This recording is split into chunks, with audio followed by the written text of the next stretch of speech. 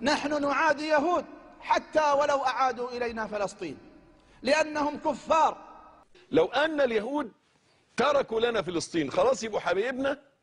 لا طبعا، عمرهم ما هيبقوا حبايبنا إطلاقا. عقيدتك في اليهود واحد أنهم كفار، اثنين أنهم أعداء، مش أعداء عشان يحتلوا فلسطين، وإنما هم أعداء ولو لم يحتلوا شيئا. وإحنا كراهيتنا أو كرهنا لليهود من منطلق عقيدة. القرآن هو اللي بيدعونا أن احنا نكرههم وما نحبهمش. هؤلاء يعانوا من حالة نفسية مضطربة. والله مش أنا الذي أقول، القرآن الكريم وصفهم بأنهم لا يوجد لهم مثيل. لتجدن أشد الناس عداوة للذين آمنوا اليهود. يهلك هيك قرفة ناس لا عندهم لا دين ولا مبدأ ولا ضمير ولا. أنا أستنكر ممن يؤمن بالتطبيع معهم، ممن يؤمن بالجلوس معهم، ممن يؤمن أن هؤلاء بشر ليسوا بشر وليسوا أناس وليسوا لا بذوات دين ولا ضمير ولا أخلاق. هؤلاء هم اليهود باختصار. وإن لنا عندهم نحن المسلمين لثأرا لا والله لن ينقضي إلا باستئصالهم بإذن الله تعالى. أعداء المسلمين بعد إبليس هم اليهود. من الذي قال ذلك؟ الله.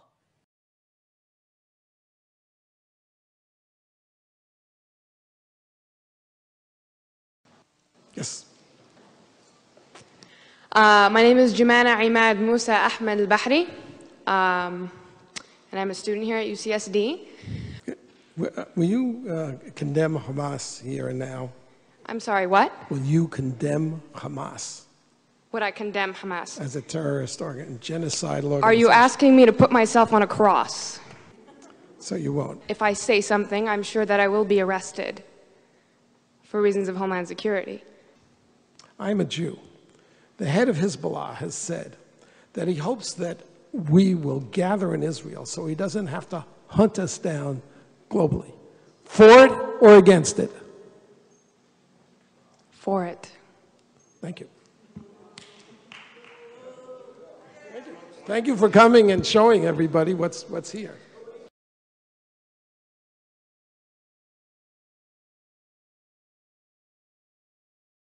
ABC 7 political reporter Mark Matthews is here now with the pro-Israel campaign and the person behind it. Mark. Carolyn, the ad says, in any war between the civilized man and the savage, support the civilized man. And it goes on to say, support Israel, defeat jihad. James Ashburn was surprised when he saw his bus roll up with the ad on the side. Ashburn took a picture of the ad, sent it to YouReport at ABC 7. The pro-Israel ad was purchased by the American Freedom Defense Initiative, run by Pamela Geller. I showed the ad to Muslims going into Friday prayers at a San Francisco mosque. Support? Oh, no, I can't support Israel, no. The buses with the signs will continue to roll for at least the next 4 weeks. If I had my way, they'd be in every city in the United States of America, and if I can get the funding, that's exactly what's going to happen. The ads feature Adolf Hitler and accuse Muslims of, quote, Jew hatred. They're backed by the American Freedom Defense Initiative run by pro-Israeli blogger Pamela Geller. She's already run ads in New York City and Washington, D.C., and the ads call for stopping aid to Muslim countries. Despite the controversy, a judge ruled SEPTA must run them, so the ads are appearing on 84 buses all month long. Pamela, first off, a question I think a lot of people have, especially here in Philadelphia. What do you hope to accomplish, and why this strategy? Telling the truth is not hateful or intolerant. My problem is with the silencing of any criticism of Sharia and jihad. This is what we are opposing. The ads are the truth. now you're saying that truth is the new hate speech. Well, this is the low state of the national dialogue, but it's not going to stop me. There's a war here. There's a war on freedom, and there's a war on the truth, and people must stand up.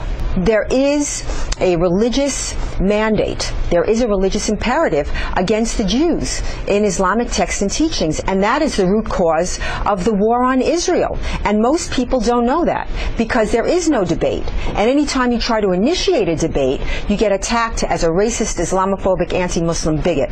And this is how they destroy the messenger so that the message can't get out there.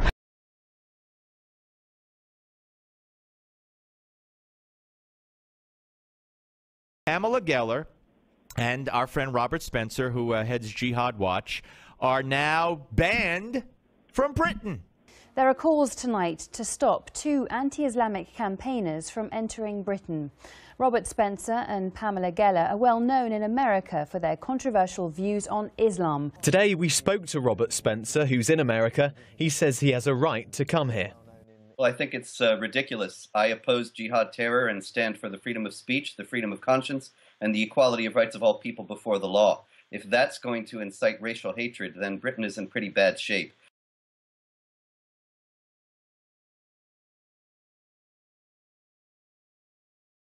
There have been 21,000 violent acts of jihad resulting in deaths around the world since 9/11. There have been 0 acts of violence resulting in deaths committed by Christians acting in the name of verses of the Bible or teachings of Christianity in that span, and so there's just no comparison. The Westboro Baptist Church is a fringe group of about 5 people who only anybody pays any attention to because people like you in the media love them so much, because they provide for you some sort of a spurious counterpart to the reality of Islamic jihad. There are violent Islamic jihad groups consisting of tens of thousands of people in every continent of the world and in dozens and scores of countries. You compare that to the Westboro Baptist Church, you're comparing a whale to an ant. And you're comparing teachings that are mainstream in all the sects and schools of Islamic jurisprudence to teachings that are rejected by all the sects of Christianity. And so there's no comparison there again.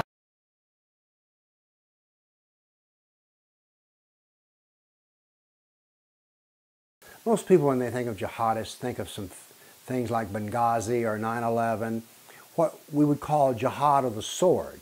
Now remember, there's 4 kinds of jihad: sword, mouth, pen, and money. So just because your good Muslim friend doesn't seem like he's violent, which is what you expect out of a jihadist, doesn't mean that he's not a jihadist. There is a doctrine that all Muslims do not have to take part in jihad. Let me read you the verse. 9:122. The faithful should not all go out together to fight. If part of every troop remained behind, they could instruct themselves in their religion and warn the people that when they return to them that they should guard against evil. So it is silly to think that every Muslim should be a jihadist with a sword. In a hair-raising number, the Pew Research Center reports on a new poll that as many as 1 in 4 young American Muslims condone suicide bombings against civilians. Every Muslim believes in jihad. Jihad is part of Islam, just Salah is part of Islam. Today, the kuffar, they want us to delete this aspect of our deen. And you can understand just in the simple fact of what is the definition of jihad. If you understand, who do you do jihad against? You don't do jihad against Muslims. Jihad is against the kuffar. So is there any kind of comment to surprise why they don't want Muslims to believe in jihad? Because they don't want us to do jihad against them.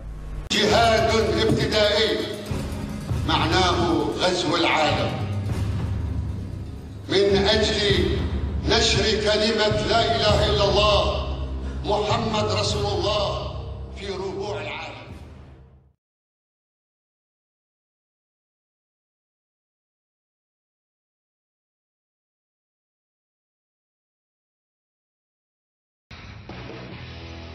The United Arab Emirates, a U.S. ally in the battle against ISIS, has just listed a Washington, D.C.-based Muslim group as a terrorist organization. The Council on American Islamic Relations, also known as CAIR, is now on a list of 83 groups designated as terrorists. ISIS and al-Qaeda are also on that list. So let's talk about this with the Executive Director of CARE, Nihad Awad. Mr. Awad, thanks for being with us this morning. Thank you very much for having me, Alison. The UAE has not officially said why they included your group on its list, but there is a press report out of gulfnews.com, a website in the UAE, that says that CARE was included on the list because of your long-standing ties to the Muslim Brotherhood. It was November 24th, 2008. The largest Islamic charity in the United States was found guilty in the largest terrorist trial on U.S. soil. The Holy Land Foundation had given more than $12 million to Hamas, a foreign terrorist organization created to eliminate Israel through violent jihad.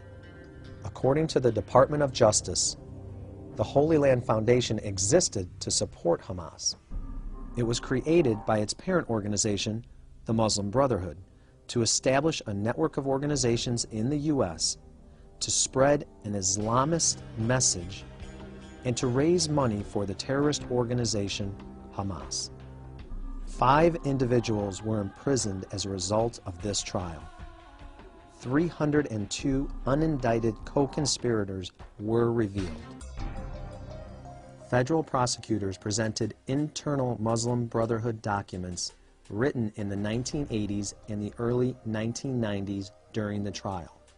These documents explain the history and doctrines of the Muslim Brotherhood, known as the Ikhwan, the group, or the Brotherhood. They provide, for the first time, public information about the operations of the Muslim Brotherhood that had quietly existed for over 4 decades in the United States. The documents were written by the Ikhwan leaders themselves. They were accepted as valid by the defendants and admitted at trial without protest. Akram wrote, "The Ikhwan must understand that their work in America is a kind of grand jihad in eliminating and destroying the Western civilization from within and sabotaging its miserable house by their hands and the hands of the believers, so that it is eliminated and God's religion is made victorious over all other religions." Without this level of understanding, we are not up to this challenge and have not prepared ourselves for jihad yet. It is a Muslim's destiny to perform jihad and work wherever he is and wherever he lands until the final hour comes. The memo was the official strategy of the Muslim Brotherhood to create civilization jihad, to destroy the Western civilization from within using our laws and traditions. The creed of the Muslim Brotherhood remains the same today. God is our objective. The Quran is our constitution. The Prophet is our leader. Jihad is our way. And death for the sake of God is the highest of our aspirations.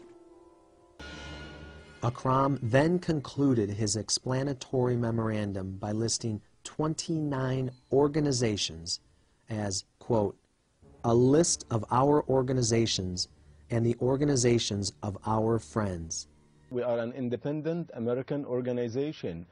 And Mr. Awad, also you know that CARE has come under the microscope even here in the United States, that the FBI said that it had done a 15-year-long investigation saying that they linked CARE to funding for Hamas.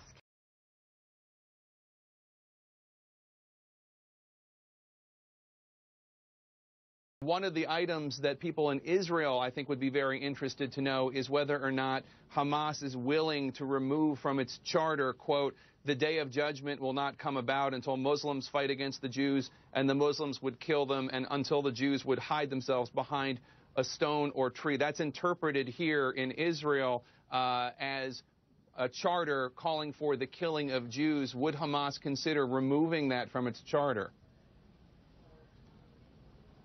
Well, I want you to consider 2 issues.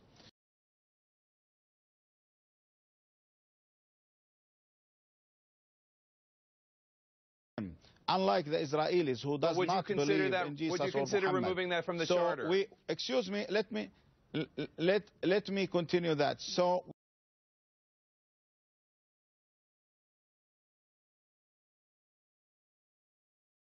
لكنني أقول أملنا أن يتحقق كلام النبي عليه الصلاة والسلام. النبي قال كده: لا تقوم الساعة حتى يقاتل المسلمون اليهود فيختبئ اليهودي وراء الحجر والشجر فيقول الحجر والشجر يا مسلم يا عبد الله هذا يهودي رأي تعالى فاقتله إلى الغرقد فإنه من شجر اليهود.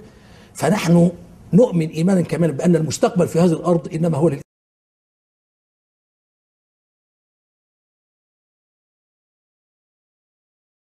The day of judgment will not come about until Muslims fight against the Jews and the Muslims would kill them, and until the Jews would hide themselves behind a stone or tree. That's interpreted here in Israel as a charter calling for the killing of Jews. Would Hamas consider removing that from its charter?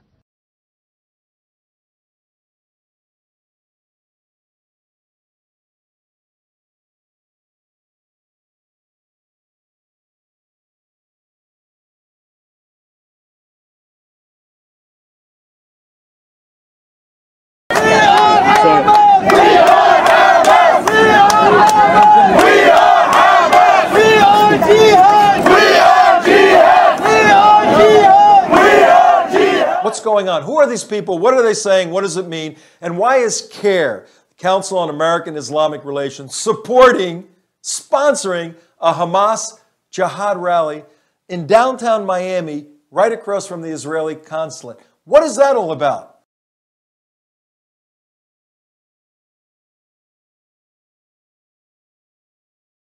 Well, very simple. CARE is Hamas.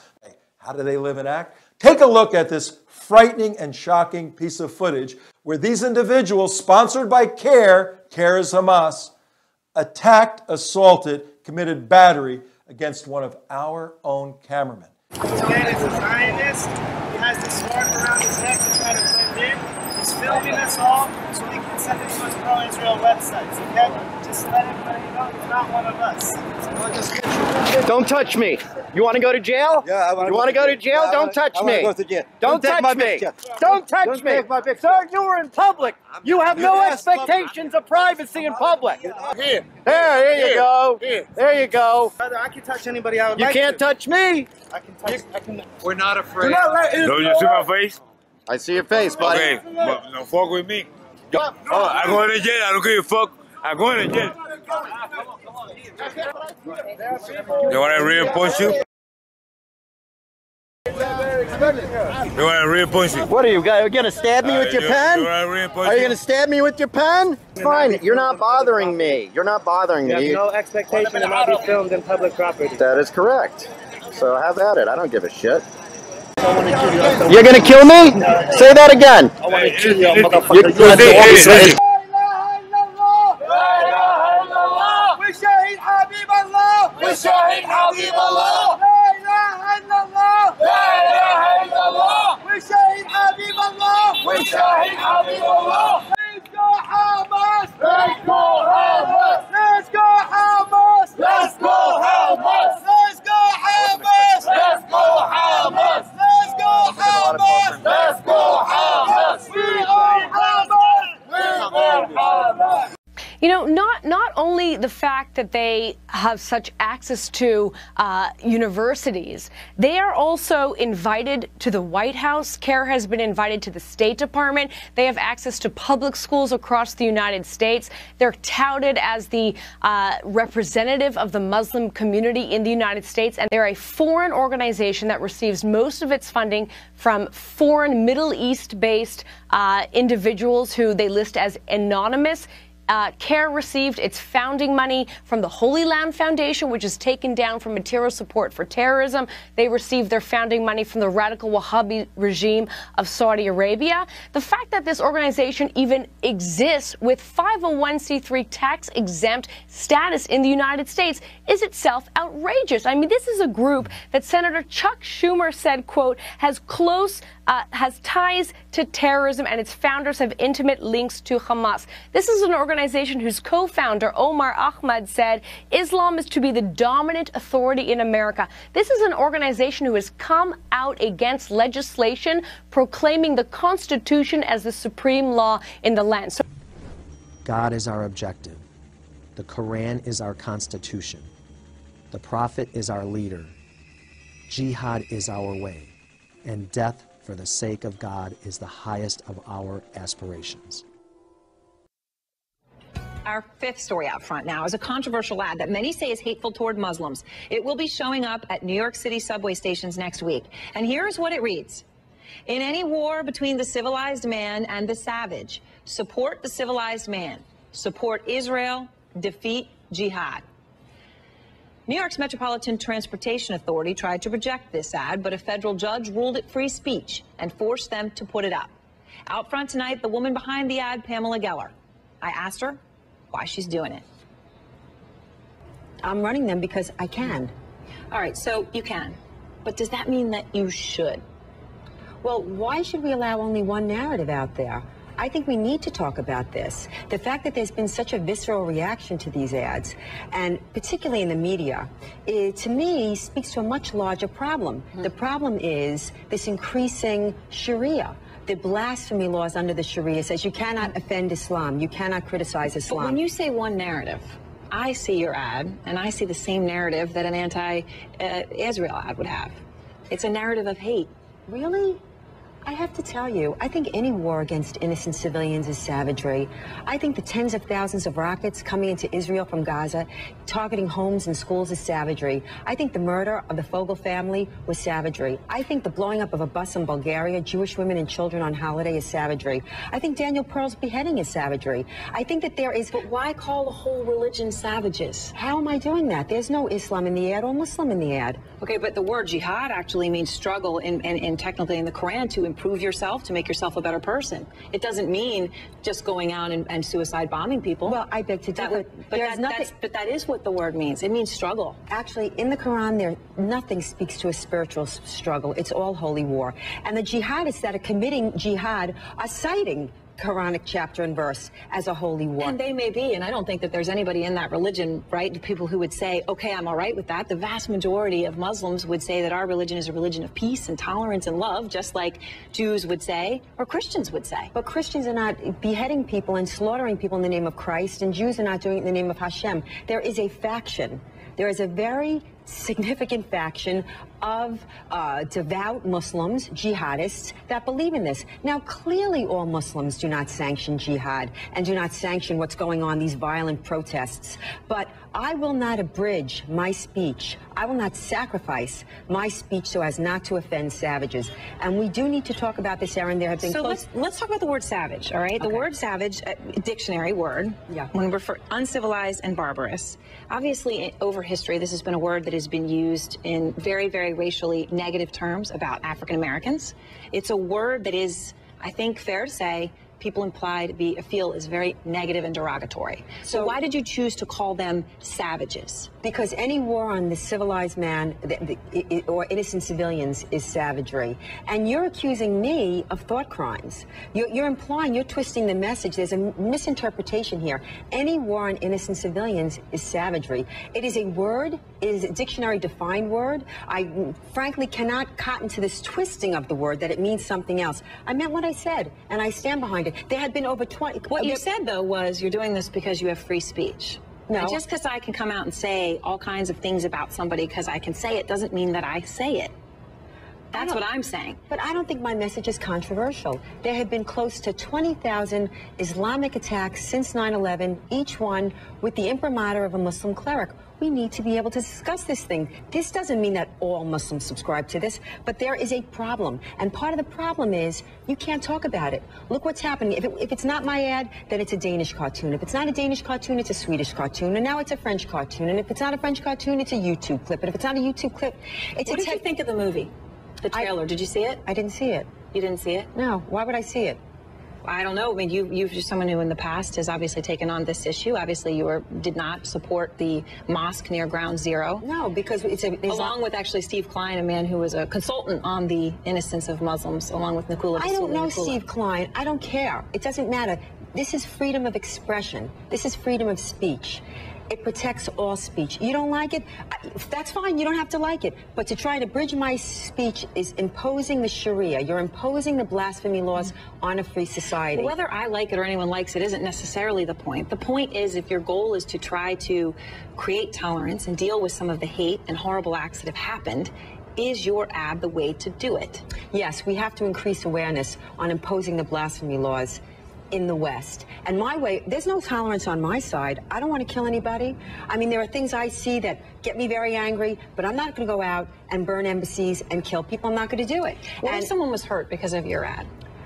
I'm not responsible for other people's actions. It doesn't make any sense. It's like a man going in to his bedroom and finding his wife with a man, and he kills him. He was very angry. He was very offended. Oh, he was? Okay, then he could kill him. I am not responsible for anyone's actions, and worse, I think your position is emboldening Islamic terrorism and emboldening extremism because you're sanctioning it. You're sanctioning the motive. No, I don't believe that I'm sanctioning it but at all. But you are, because I'm the problem. You're blaming the victim. I'm not the problem. How are you the victim? Because you're killing the messenger. Messenger of what? The messenger that we need to increase awareness of these attacks that have been inspired by jihad. I think the world is acutely aware of those attacks. I don't think so. The media refuses to talk about it. And when I do talk about it, we're marginalized. Hey, you must not be a CNN watcher. I've been wall to wall for the past week. The perception in the media in terms of jihad clearly is one that's couched in silencing the voices of freedom. Look at this ad. There were hundreds of thousands of dollars worth of anti-Israel ads across America. Nobody said boo. How come you didn't have the people on that ran those anti-Israel ads? Not one, but two in New York. I am not familiar with those ads, but I want to ask you something important. But you see, you're not, from both sides. But you're not familiar with those ads, which tells you that there is a systemic, institutionalized, A, anti-Israel bias in the media, and B, this... Well, I have to say, I love visiting Israel, and I love visiting across the Middle East. I would certainly not... I'm not accusing you of anti-Semitism. I'm pointing something out to you. Nobody talked about the ads. It wasn't just you, Erin. Nobody talked about the anti-Israel ads that were up on New York City Metro and that were up in New York City subways. The one in New York City subway was urging the end of U.S. aid to Israel, implying that U.S. aid to Israel was an impediment to peace, when in fact U.S. aid to Israel is an impediment to the annihilation of Israel. But nobody said anything about those. They were vile. That is an interesting political conversation on aid to Israel and what it is and what it accomplishes, and a topic for a separate thing. But I want to ask you something about, we called both the Anti-Defamation League, obviously the highest profile organization that tries to fight against anti-Semitism. No, they don't. And also the Council of American Islamic Relations. Let me just, they are known for that they track hate crimes against Jews. That is something that they do. Here's what they said. We believe, referring to your ads, Pamela, we believe the ads are highly offensive and inflammatory. Pro-Israel does not mean anti-Muslim.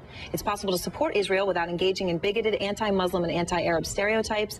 The basic premise of the ad is illegitimate, and continuing to run it is irresponsible. Okay. These are people who make it their cause in life to fight against anti-Semitism. No, the ADL actually makes it their cause in fight to fight fellow Jews. I mean, the ADL was denouncing Joan Rivers last week. Really, no one in the Jewish community that loves Israel takes them seriously.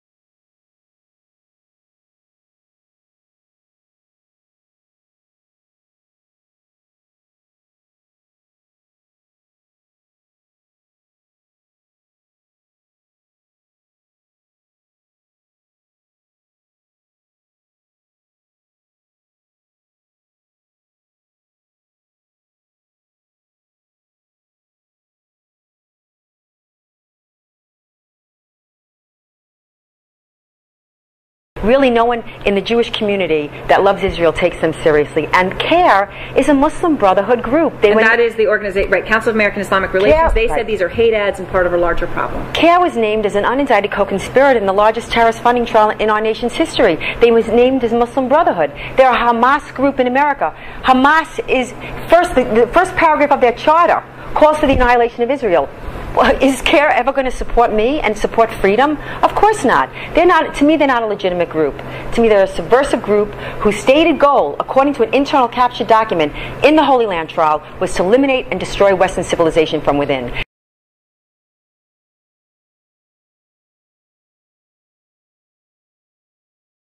I would like to talk to you about the politics of annihilation and extinction. It is the stated purpose of Islam to annihilate and extinguish all other religions and philosophies. It is the goal of Hamas to eliminate and annihilate Israel.